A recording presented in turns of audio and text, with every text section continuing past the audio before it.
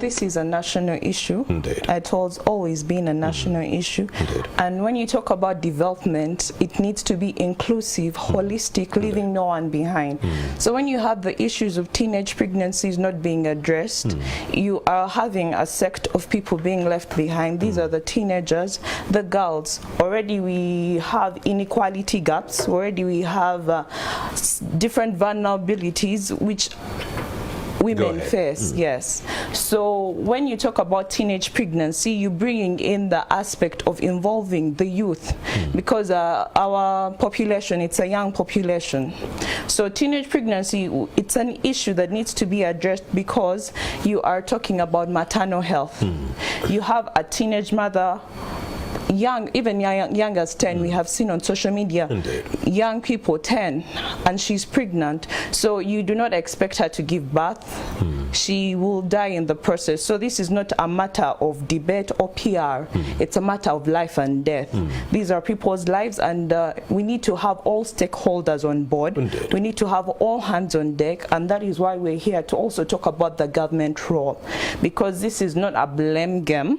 It is creating awareness that we need all stakeholders involved. Yes, there is the primary role of the parents, but this is also now at a national level that institutions need to be involved. We need civil society on board, but also we need government on board, because this is you're speaking in the context of a country, so there needs to be an enabling environment where development partners can act and also come on board to work on the situation. So the importance of this discussion is national.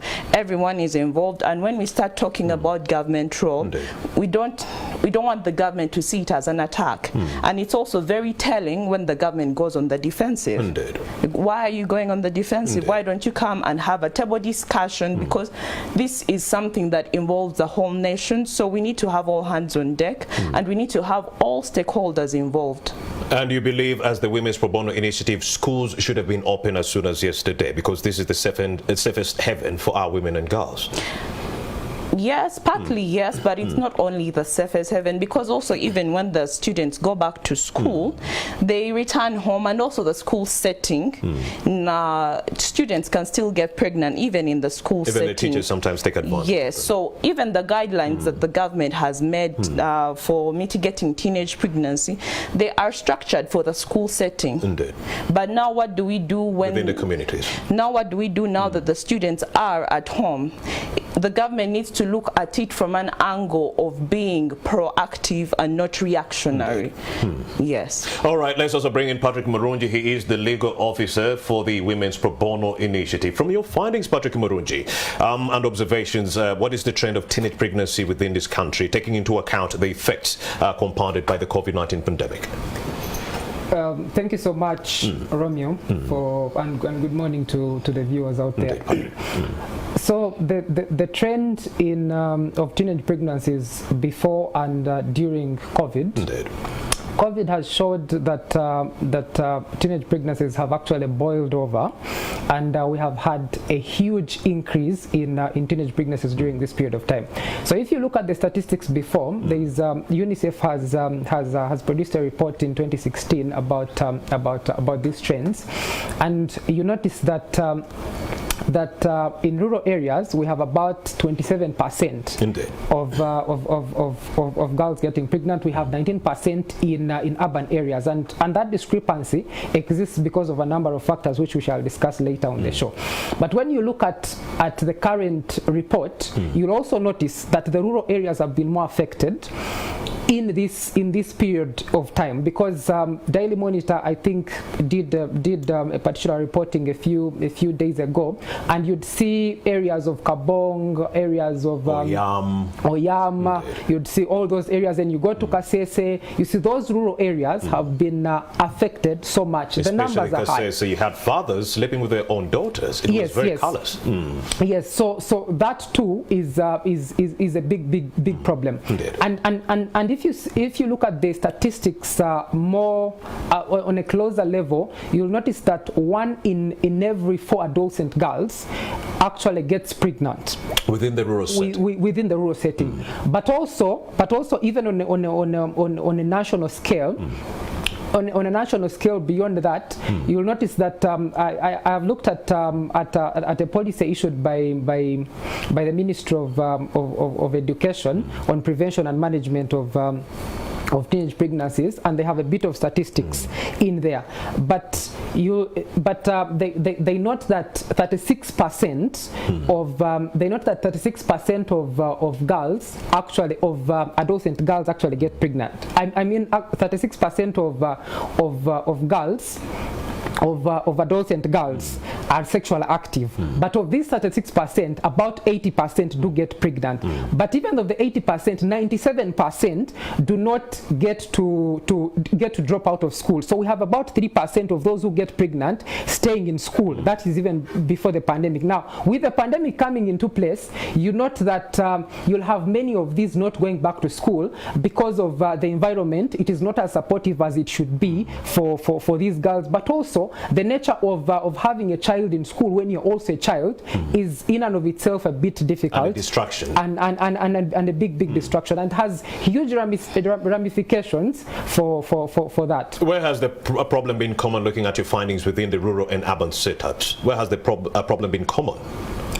The problem has actually been common in rural settings, and this is the reason. The biggest driver is possibly, in my opinion, poverty, because there's a bit of a. So this is pre-pandemic and during the pandemic. Before the COVID-19 pandemic, rural areas were affected most, and even during the pandemic. Even during the pandemic, there's a project we ran in Karamoja at the start of this year, and we discovered that the girls there are actually going through a bit of a huge difficulty in maybe in access of say sanitary towels, and so you have girls sitting in sand during the times of their period, of their periods. So you have these men who are willing to give the sanitary towels, and when they are doing this, they are getting something in return. All right. And so that is how they have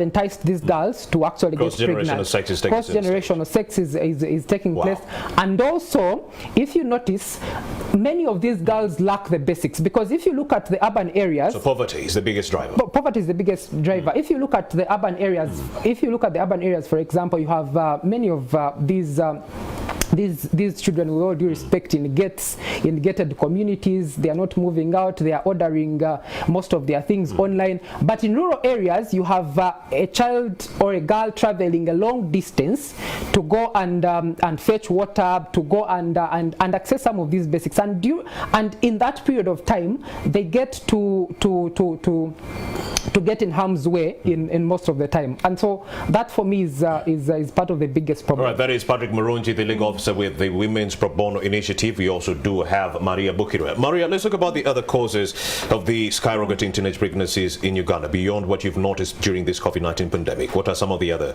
causes? Some of the other causes of the teenage pregnancy, Patrick has mentioned poverty, and when you talk about finances, they're cross-cutting. So also the poverty affects the parenting lifestyles. You'll have like, for example, women were sleeping in markets.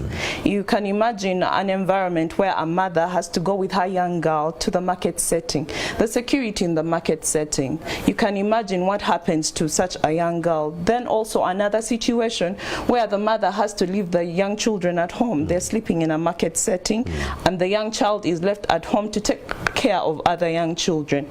But then also there is an information gap, and this is mainly in the rural setting. The issue of the language barriers. There are all these policies that have been made by the government, and the government has made commitments to have them translated, to have them disseminated in far to reach areas, but this has only been on paper. We have not seen it translate into action. So you'll have areas where there is cultural norms and cultural settings where young girls are as early as the age of 12 or 14, once you start your menstruation, you are seen ready before marriage.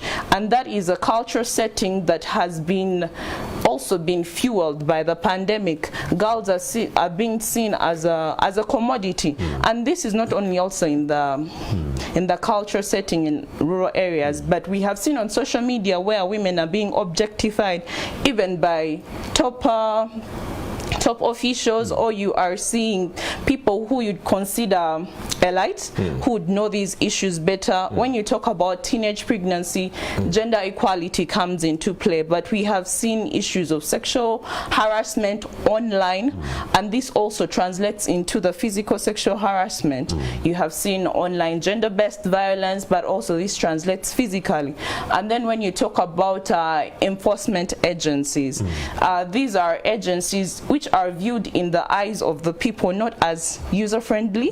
When you talk about the police, the first thing that comes to people's mind is not something they can run to for protection, but rather something they run from. So also those factors where the implementing partners are not accommodative of the situation. Because you've had reports of police actually colluding with the criminals, where they pay off the police officers and they go scot-free. Yes, we have seen issues where the families are being told to settle.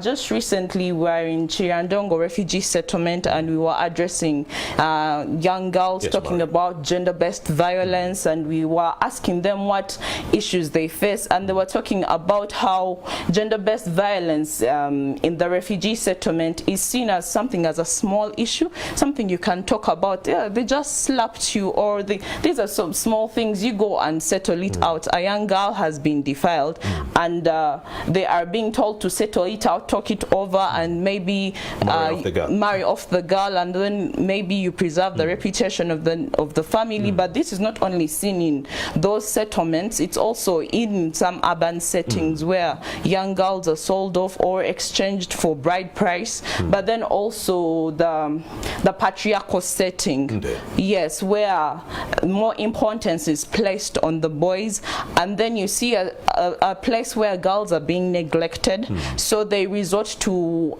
other activities, and then you also see where the blame is always on the girl. Just recently we had a talk show, and one of the callers called in, and they said that it's the girl's choice if she chooses to go off with a man. But you are talking of a situation where girls are being defiled. Even media reporting, when you see the issue of teenage pregnancy, it's a bit packaged in a way where it's tolerable, but we should put it in bold, red, capitalized. This is defilement. Of course, it's defilement, it's horrible, and of course the First Lady, who also doubles as the Education Minister, Janet Museveni, is attributing all this to poor parenting, irresponsible parenting. That's what she says. Do you agree with her? No, I don't agree with her, because there are other factors in play. Of course, there is a place of poor parenting, and yes, that can be acknowledged. But what happens where the parents have done their best, everything has been put in play, and then children are being defiled, and then also structures that are set up by the government are just on paper and not translated into policy and action. And then people who are in place of authority are also abusing the systems. When you talk about teenage pregnancy, it's a manifestation of gender-based violence and violence against women, which is also part and parcel with systemic discrimination. Thank you very much, Maria Bukira. Before I let you go, Patrick Murungi should give us his last pointers when it comes to recommendations on what government should be doing and other stakeholders. Sexuality education and access to contraceptives. There's been resistance from some sections of society. What is your view before I let you go? Okay, great.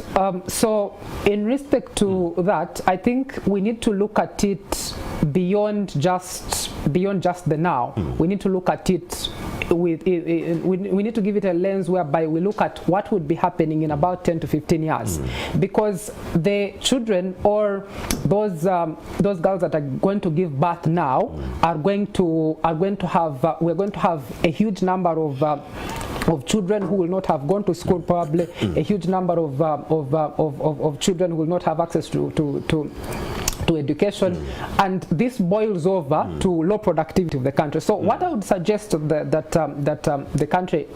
country does, the World Health Organization has given us guidelines, and those guidelines are pretty simple. It's a three-pronged approach. You have at the tip the government that enforces its policies, that improves its health system. You have on this tip the community and the family. You have on this tip the individual themselves. What are you supposed to be doing? Indeed. So in all those, it's in multifaceted, it's multifaceted in its approach. Thank you very much, Patrick Murungi, the legal officer with the Women's Pro Bono Initiative, and also Maria Bukira, the communications manager with the same initiative. We will also continue trumpeting these recommendations to the government like we've always done. Thank you very much.